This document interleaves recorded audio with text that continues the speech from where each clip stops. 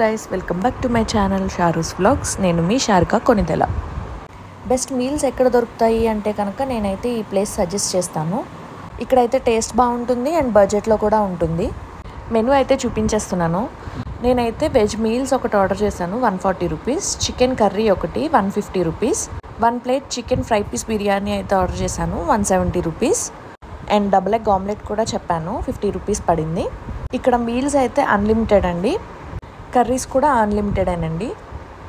రోజు different curries అయితే వీళ్ళు ప్రొవైడ్ చేస్తారు. ఒక వెజిటేబుల్ ఫ్రై, రోటి పచ్చడి, పప్పు అండ్ 1 కర్రీ అయితే ఉంటాయి. ఫస్ట్ అయితే any type of flavour rice అయితే వేస్తారు. మేము వెళ్ళిన రోజునైతే పులిహోర పెట్టారు. దాంతోపాటు చిప్స్ కానీ అప్పడం కానీ వేస్తారు.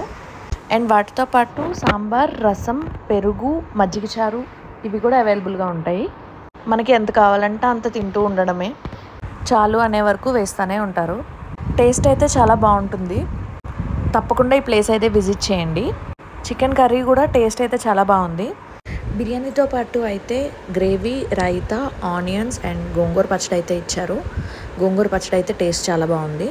అంటే బిర్యానీ బాగాలేదా అని కాదు, అది కూడా చాలా బాగుంది.